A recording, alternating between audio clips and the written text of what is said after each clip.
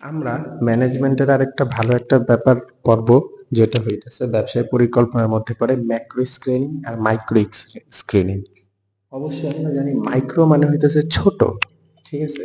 Micro মানে কি ছোট, এটা আমরা সবসময় অভ্যন্তরীণ ভাববো, ঠিক আছে? অভ্যন্তরীণ মানে হচ্ছে ব্যবসা রিলেটেড ভিতরে যে ব্যাপারগুলো আছে, যেগুলো অবশ্যই নিয়ন্ত্রণ করা সম্ভব, যেগুলা নিয়ন্ত্রণ করা সম্ভব, যেগুলা আমাদের হাতে আছে, যেগুলো আমরা চাইলেই পরিবর্তন করতে পারবো, ঠিক আছে? যেগুলো চাইলেই পরিবর্তন করতে পারবো, আমাদের ঝুঁকি কমাইতে পারবো।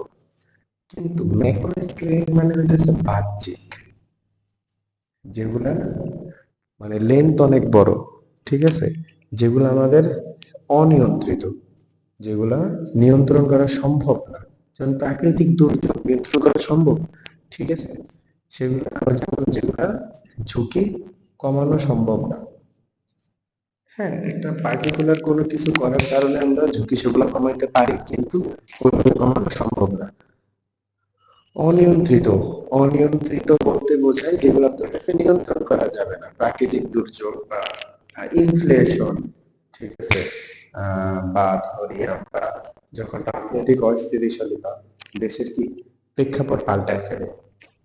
তো ম্যাক্রো বলতে বোঝায় দেশ বা দেশের বাইরে টোটাল আন্তর্জাতিক এবং দেশীয় যে অর্থনীতি, আর মাইক্রো বলতে শুধুমাত্র আপনার ব্যবসায়ের যে ব্যাপারগুলা সেগুলা। অবশ্যই মাইক্রো কি ঝুঁকি কমানো যায়, নিয়ন্ত্রণ করা যায়, পরিবর্তন করা সম্ভব, যে কোনো ভাবে বৈচিত্র্যায়নের নীতি হোক, যে কোনো ভাবে। কিন্তু ম্যাক্রো স্ক্রিনিং মানে হইতেছে যে এটা নিয়ন্ত্রণ করা সম্ভবই না, আমার হাতে নেই, ঝুঁকি কমানো সম্ভব না, সম্পূর্ণ বাহ্যিক ব্যাপার স্যাপার। এতটুকুই।